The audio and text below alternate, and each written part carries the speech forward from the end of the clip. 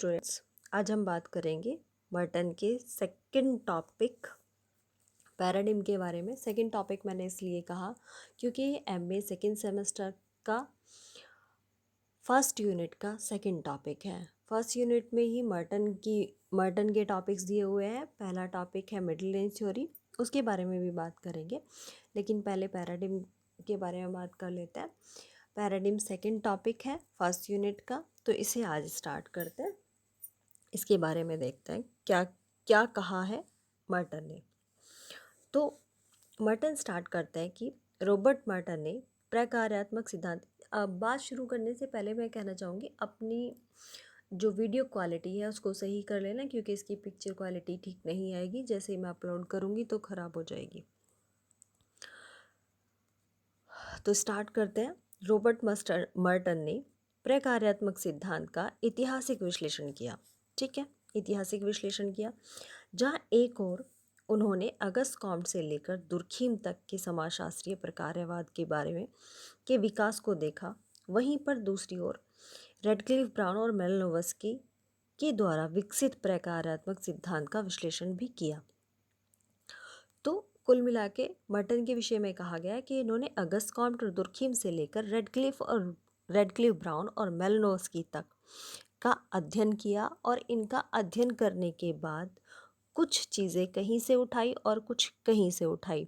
तो कुल मिला के इनके कॉन्सेप्ट को कहा जाता है। इन सब से कुछ न कुछ उधार लेकर मर्टन ने प्रकार्यात्मक विश्लेषण के लिए एक पैराडिम यानी मॉडल तैयार किया। अब हम सोचेंगे मॉडल क्या है या पैराडिम क्या है।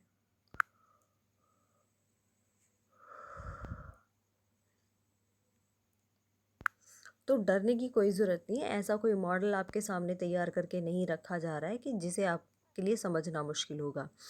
मॉडल उसे कहा है जो एक नियम प्रणाली बनाई गई है कि हमें सोसाइटी को किन नियमों के आधार पर समझना है, उसी को पैराडिम कहा है या फिर एक मॉडल का रूप दिया गया है। यहाँ पर कहा कि मर्टन ने कहा कि दुनिया के किसी भी समाज का अध्ययन करना, चाहे यदि हमारे अध्ययन का संदर्भ प्रकार्यवादी ही है, हम चाहे किसी भी सोसाइटी का अध्ययन कर लें, लेकिन उसका जो मेन पॉइंट रहेगा वो प्रकार्यवादी ही रहेगा। तो उनका यह मॉडल लागू किया जा सकता है। अगर हम किसी भी सोसाइटी का अध्ययन करेंगे तो उस सोसाइटी पर मर्टन का ये मॉडल, मर्टन के ये नियम लागू किए जा सकते हैं, मर्टन की ये विधि लागू की जा सकती है। मॉडल तो एक विधि है जिसकी सहायता से समाज का सांगोपांग अध्ययन कर सकते हैं, मतलब सीक्वेंस वाइज हम अध्ययन कर सकते हैं। बड़े चिंतन और अनुभाविक व्यवहार के अमूर्तीकरण के बाद मर्टन ने इस पैराडिम को बताया। पैराडिम में 11 आइटम या मद हैं। इन मदों के को अध्ययन में लागू कर समाज की प्रकारात्मक स्थिति का विश्लेषण किया जा सकता है। तो कुल मिला के मर्टन ने कहा है, मर्टन ने हमारे सामने 11 पॉइंट रखे हैं। उन 11 पॉइंट्स के आधार पर हम सोसाइटी को देखेंगे कि सोसाइटी क्या है, सोसाइटी में क्या क्या घटित हो रहा है। तो उसको हम मेजर करने के लिए ये 11 पॉइंट उसमें रखेंगे, और इन 11 पॉइंट्स पर वो चीज़ें, वो व्यूज़, वो जो मर्टन कहता है सोसाइटी में जो व्यवस्थाएं हो रही हैं, जो चीज़ें चल रही हैं, वो इन पॉइंट्स के हिसाब से कहाँ तक सही है या गलत है।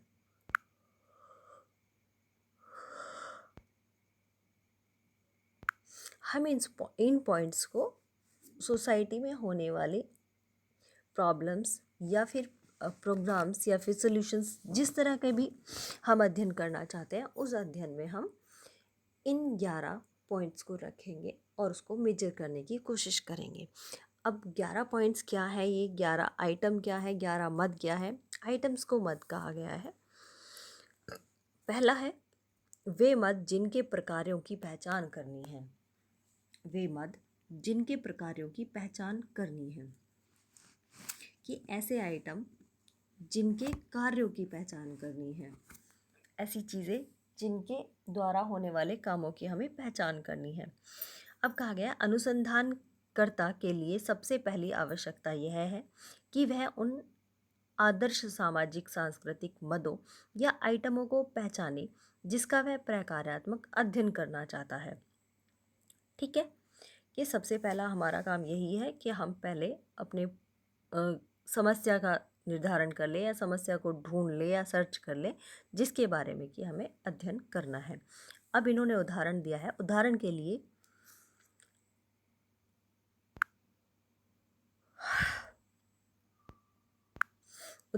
क्या आया? भारतीय गांव के अध्ययन में अनुसंधान।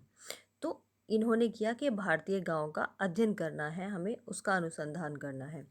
अनुसंधानकर्ता को यह पक्का कर लेना होगा कि वह गांव के अनगिनत तत्वों, विकास, अर्थव्यवस्था, गरीबी, बेरोजगारी, परिवार और राजनीति आदि में से किन मदों का अध्ययन करना चाहता है। किसी एक का करना चाहता है या सभी का करना चाहता है, अर्थव्यवस्था का करना चाहता है या राजनीतिक क्षेत्र का करना चाहता है। तो इस तरह से गांव के कौन से तत्व पर वो अध्ययन करना चाहता है ये तय करना होगा। जब मद निश्चित हो जाते हैं, जब उसका पॉइंट निर्धारित हो जाता है, जब उसका आइटम निर्धारित हो जाता है, तो उसका पैराडिम जो है वो आगे बढ़ता है। आगे बढ़ने के लिए पॉइंट आया दूसरा, सेकंड क्या है? अध्ययन से संबंधित उद्देश्य और प्रेरणा है। जैसे basic steps of social research चलते हैं ना, कि पहले समस्या का निर्धारण, उसके बाद पॉइंट टू पॉइंट बात आगे चलती है। तो अब इसमें सेकंड पॉइंट आया उद्देश्य। उसका उद्देश्य क्या है? अध्ययन से संबंधित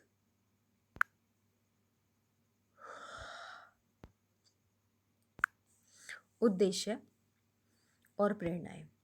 जब व्यक्ति किसी एक मद को अपने गहन अध्ययन के लिए तय करता है तो उसके सामने जो महत्वपूर्ण प्रश्न उभर कर आता है वह है, क्या अनुसंधानकर्ता अमुक मद का अध्ययन क्यों करना चाहता है?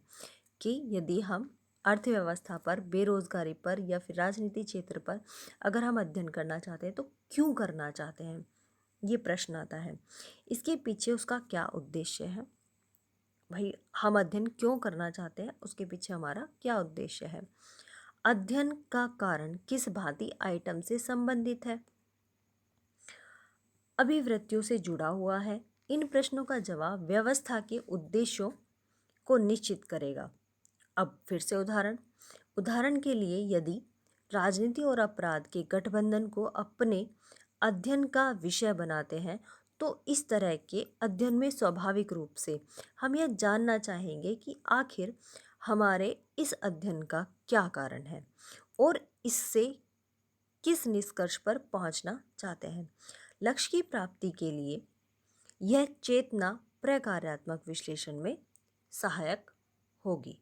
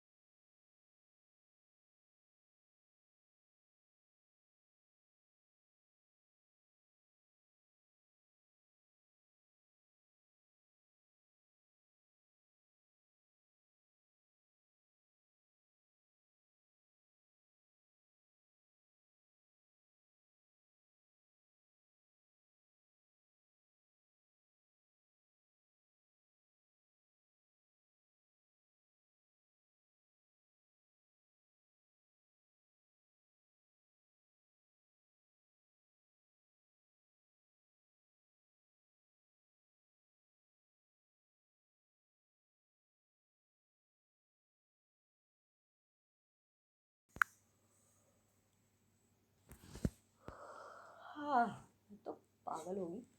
दवाइयाँ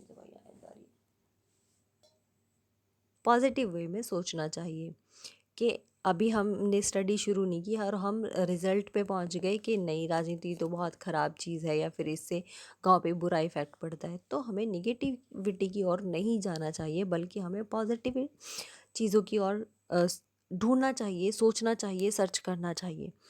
ठीक है, तो यही पॉइंट आता है कि जब अनुसंधानकर्ता अनुसंधान करने के लिए जाता है तो वो सकारात्मक प्रकार्यों को ही देखता है। इस प्रवृत्ति के कारण नकारात्मक दुष्प्रकार्य उपेक्षित रह जाते हैं। हमारी इस सोच की वजह से जो नकारात्मक पॉइंट आने थे सामने वो हम नहीं देख पाते हैं, या फिर वो अनुसंधानकर्ता उन पॉइंट्स को कहीं ना कहीं छोड़ जाता है या वो उपेक्षा कर जाता है उनकी। अतः किसी भी मद के सकारात्मक कार्यों को देखते हुए हमें प्रयुक्त अवधारणाओं का प्रकार्य के विभिन्न प्रकारों से संबंध विश्लेषण करना चाहिए। तो आगे कहते हैं मर्टन कि हमें सकारात्मक पॉइंट्स को देखते हुए अपनी अवधारणाओं को इनके प्रकारों का विश्लेषण करना चाहिए। इस तरह के विश्लेषण में कई समस्याएं रहती हैं। यहाँ प्रकारों के विश्लेषण के लिए मर्टन ने कुछ नई प्रकारात्मक अवधारणाएं दी हैं। अब इन अवधारणाओं को हम देखेंगे आगे। ये जो मर्टन ने अवधारणाएं दी है ये बहुत इम्पोर्टेंट है हमारे नेट के लिए भी, हमारे एमए के सिलेबस के लिए भी। हम जो भी एग्ज़ाम देंगे या फिर एंट्रेंस वगैरह होगा, जैसे पीएचडी का एंट्रेंस होता है या फिर नेट का एग्ज़ाम होता है, तो इनमें मर्टन की जो आने वाली अवधारणाएं ये बहुत इम्पोर्टेंट रोल निभाती हैं और इनको अलग अलग हमें समझना बहुत इम्पोर्टेंट है कि प्रकार्य क्या है। अब मेन आता है, मर्टन ने दिया प्रकार्य के बहुल परिणाम, कि जो प्रकार्य होता है उसके बहुत सारे परिणाम होते हैं। पॉइंट बना कर दिया। कई बार एक ही मद के एक से अधिक प्रकार्य व्यवस्था के लिए होते हैं। ठीक है, एक से अधिक की बात आ गई। अब इसका उदाहरण कैसे है, जैसे इन्होंने दिया कि विवाह विच्छेद का एक प्रकार्य पति पत्नी के विवाह को तोड़ देता है। ठीक है, एक पॉइंट तो, एक रूप तो ये हुआ प्रकार्य का, और दूसरा रूप प्रकार्य का आए दिन होने वाले पारिवारिक झगड़ों और मनमुटाव से मुक्ति पाना है। तो एक तो निगेटिव पॉइंट हुआ कि उनका साथ छूट गया, लेकिन दूसरा पॉजिटिव पॉइंट भी हुआ कि जब उनमें रोज़ रोज़ झगड़ा होता था, कलेश होता था, कलह होती थी, तो उससे उन्हें छुटकारा मिल गया। तो एक निगेटिव पॉइंट आया और दूसरा पॉजिटिव पॉइंट आया, है प्रकार्य ही। पत्नी को विवाह विच्छेद के बाद आर्थिक रूप से स्वतंत्र करना इसका मेन उद्देश्य रहा। आदि विवाह विच्छेद के ये बहुल प्रकार्य हैं। तो ये दो तरह के प्रकार्य विवाह विच्छेद के रहे। अब क्या कहते हैं, अब आता है प्रकार्य, बहुल प्रकार्य हुआ, ठीक है, जहाँ पर एक से ज़्यादा प्रकार्य हो एक ही बात के। अब आता है प्रकार्य। प्रकार्य गतिविधि के वे परिणाम हैं जो अपने से संबंध व्यवस्था के साथ अनुकूलन या तालमेल बैठाते हैं। प्रकार्य गतिविधि के वे परिणाम हैं जो अपने से संबंध व्यवस्था के साथ अनुकूलन या तालमेल बैठाते हैं। मैंने पहले भी बताया था, जो चीज़ें व्यवस्था के साथ तालमेल बैठाती हैं तो वो प्रकार्य कहलाती हैं, और जो नहीं बैठाती हैं, जिनका तालमेल व्यवस्था के साथ नहीं बैठता है, वो दुष्प्रकार्य कहलाते हैं। तो अब दुष्प्रकार्य आया, ये गतिविधियां वे परिणाम हैं जो अपने से संबंध व्यवस्था के साथ अनुकूलन नहीं करते। दूसरी ओर इस प्रक्रिया के परिणाम व्यवस्था के लिए हानिकारक और विघटनकारी भी हो सकते हैं। ठीक, मर्टन कहते हैं कि कई बार ऐसा होता है कि मद के जो जाने पहचाने प्रकार्य होते हैं वे तो मद पूरा नहीं करते, और दूसरी ओर मद कुछ ऐसे प्रकार्य करता है जो व्यवस्था को बनाए रखने में सहायक होते हैं। इस दृष्टि से मर्टन ने प्रकार्य के दो वर्ग निर्धारित किए हैं। दो वर्गों में इन जो प्रकार्य है उनको बांट दिया गया, एक प्रकट प्रकार्य और दूसरा प्रच्छन्न प्रकार्य। ये प्रकट और प्रच्छन्न प्रकार्य आपको देखने को हमेशा हर जगह मिलेंगे।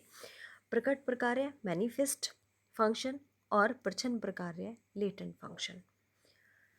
मैनिफेस्ट फंक्शन क्या है, मद के ये वे निरपेक्ष परिणाम हैं जो व्यवस्था के साथ अपना तालमेल बैठाते हैं, अनुकूलन करते हैं। इस तरह के परिणाम व्यवस्था द्वारा निर्दिष्ट होते हैं। व्यवस्था मद से यह अपेक्षा रखती है कि अमुक प्रकार्य मद पूरे कर देगा। इस तरह के प्रकार्य जिनके पूरे होने का विश्वास व्यवस्था को होता है निर्दिष्ट प्रकार्य कहे जाते हैं। निर्दिष्ट मतलब जिनका निर्देश दिया गया हो, अगर इसे उदाहरण के रूप में हम समझते हैं, अभी सबकी जो एजुकेशन है वो ऑनलाइन चल रही है। सभी प्रिंसिपल्स ने, सभी यूनिवर्सिटीज़ ने कॉलेजों को ऑर्डर दिया हुआ है कि वो अपने स्टूडेंट्स की ऑनलाइन क्लासेस कराएं। अब सारे ऑर्डर्स कहाँ पहुँचे? कॉलेजेस तक। कॉलेजेस में रेस्पॉन्सिबिलिटी किसकी बनती है? प्रिंसिपल सर्स की। प्रिंसिपल सर हो या मैम हो, उनकी रेस्पॉन्सिबिलिटी बनती है। फिर उनसे रिस्पॉन्सिबिलिटी जाती है विभागाध्यक्ष की ओर। जब विभागाध्यक्ष होंगे तो वो सब्जेक्ट वाइज सबको सिलेबस के अकॉर्डिंग काम सौंप देंगे कि आपको इस तरह से व्यवस्थाएं चलानी है, क्लासेस चलानी है, ये आपका टाइम टेबल होगा, उसके अकॉर्डिंग आपको क्लासेस लेनी है। और ये एक निर्देश हुआ, निर्देशित हुई सारी चीज़ें, और निर्देश के अनुसार, टाइम टेबल के अनुसार क्लासेस चली। जब क्लासेस चल रही हो और व्यवस्था हो रही है, ठीक है, तो इसको कहेंगे प्रकट प्रकार्य। या फिर हम दूसरा उदाहरण चलो आगे लेते हैं। ये प्रकट प्रकार्य का उदाहरण हो गया, क्लियर। अब आता है प्रच्छन्न प्रकार्य। मद कुछ ऐसे प्रकार्यों को अंजाम देता है जो अनिर्दिष्ट होते हैं, मतलब जिनका कोई निर्देश ना दिया गया हो। इन प्रकार्यों को प्रच्छन्न प्रकार्य कहा जाएगा। प्रच्छन्न प्रकार्य न तो निर्दिष्ट होते हैं, न व्यवस्था द्वारा स्वीकृत, और इन्हें व्यवस्था में भी कोई स्वीकृति नहीं मिलती है। उदाहरण में इन्होंने तो एक शोभा यात्रा की बात कही है। हम लेते कोई भी झांकी निकल रही हो, चाहे ये राम की शोभा यात्रा हो या फिर किसी भी तरह की कोई झांकी हो, या फिर कोई जागरूकता रैली हो।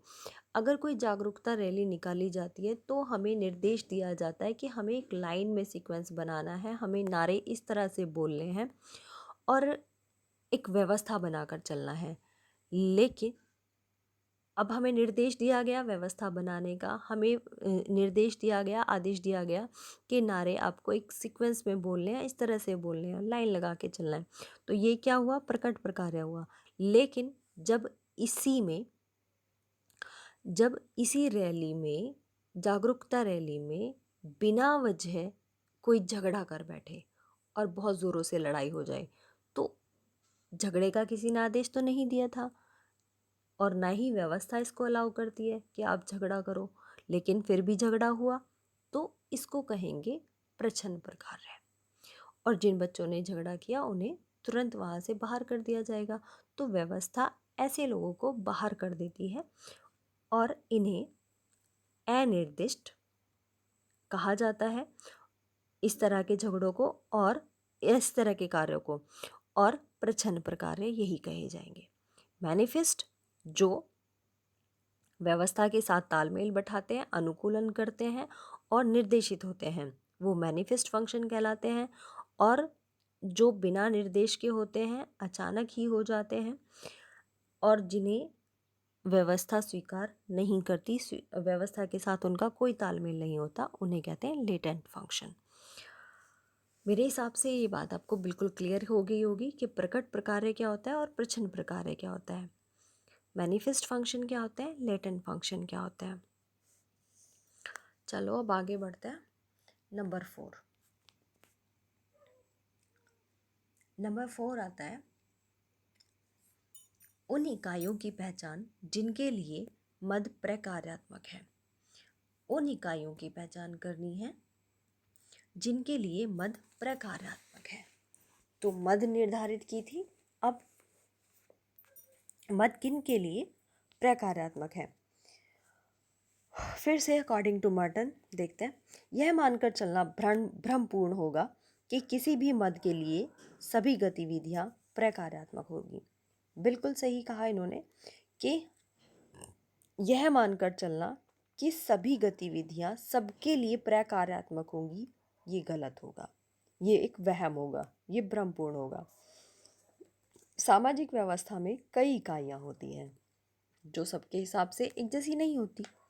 उदाहरण के लिए परिवार की व्यवस्था में पति पत्नी संबंध, माता पिता संतान संबंध, परिवार और नातेदारी संबंध आदि ऐसी अनगिनत अगणित इकाइयाँ होती हैं।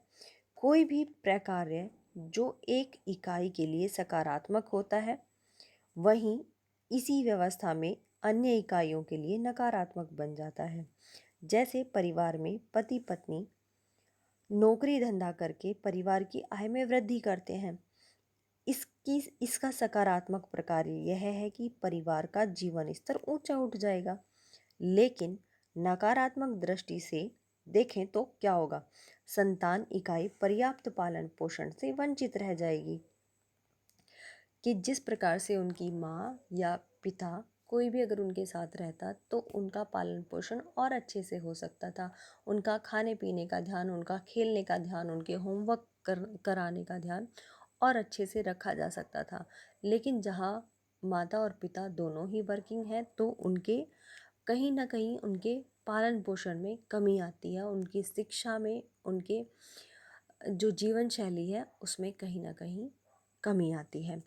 अतः प्रकारात्मक विश्लेषण में उन इकाइयों की श्रृंखला का पता लगाना ही चाहिए जिनके लिए सकारात्मक प्रकार्य हुए हैं।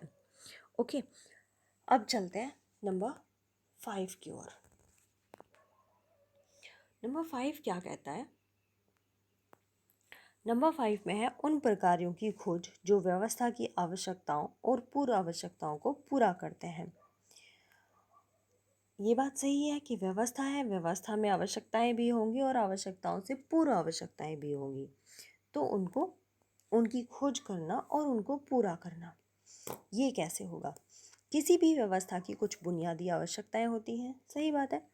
व्यवस्था की इकाइयों का प्रकार्य इन आवश्यकताओं को पूरा करना है, ठीक है।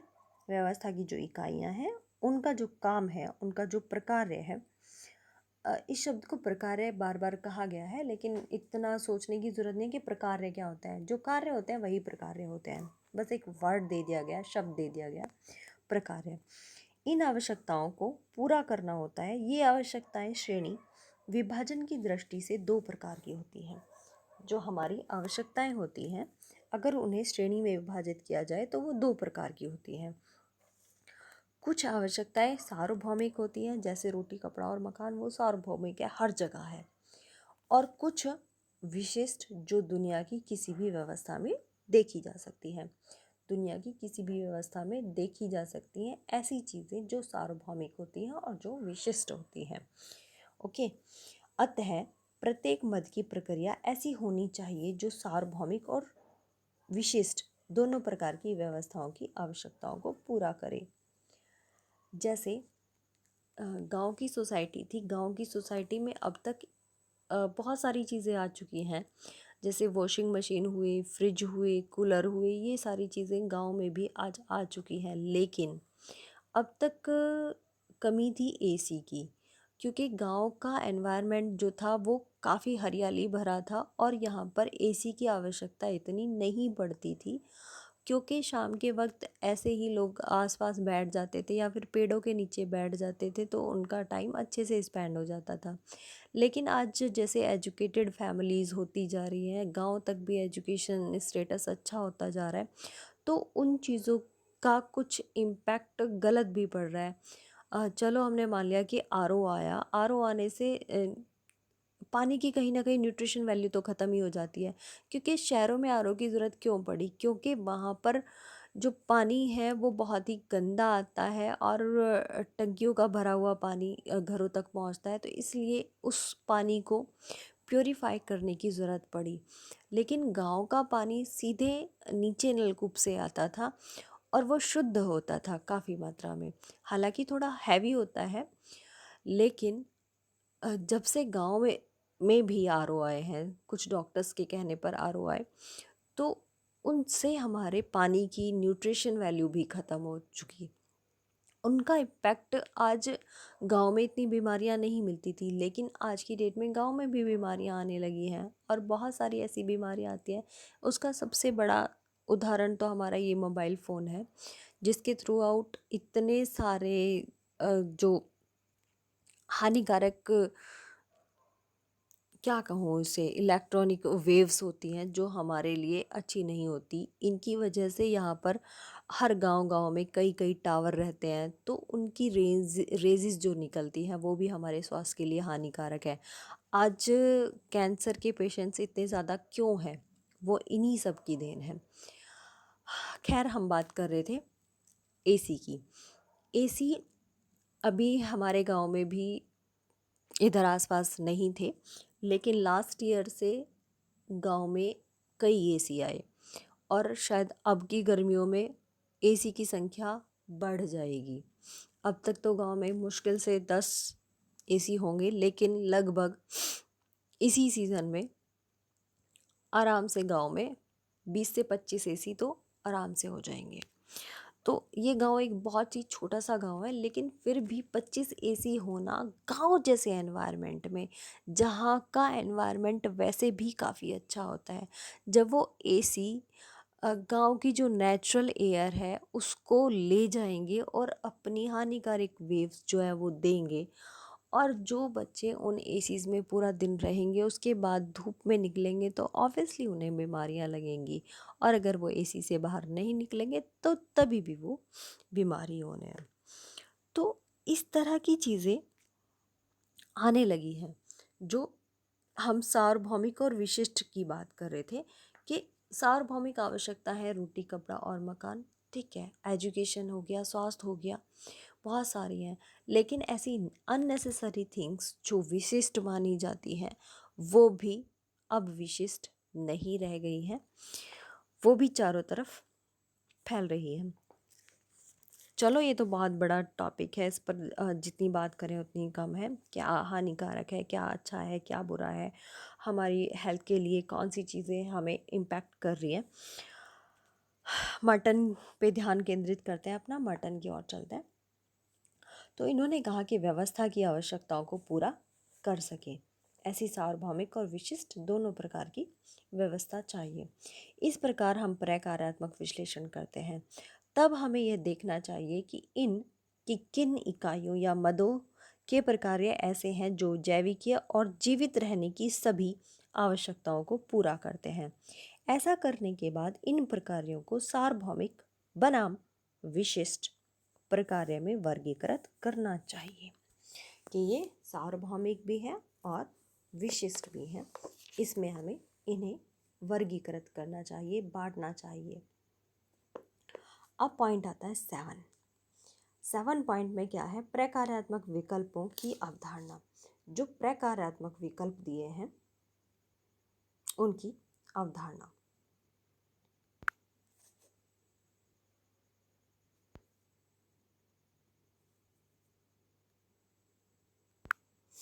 अच्छा स्टूडेंट्स, एक काम करते हैं, अभी 7, 8, 9, 10, 11 अभी तो हमारे पास 4 पॉइंट्स हैं, और भी आगे चीज़ें हैं जो समझानी है। तो हम ये वीडियो बहुत ज़्यादा लंबी हो जाएगी, तो हम इसको जो मर्टन का पैराडिम है उसकी वीडियो के इसको पार्ट्स में डाल देते हैं। अब इसका मैं एक पार्ट बना रही हूँ, हाफ एन आवर का ये पार्ट हो जाएगा, दूसरा इतना ही होगा। तो मैं इस वीडियो को अभी बंद कर रही हूँ, ठीक है। देखना अच्छे से, ध्यान से, और अपनी वीडियो क्वालिटी ठीक करके देखना, और अच्छी लगे तो प्लीज़ मुझे बताना। Okay, good luck.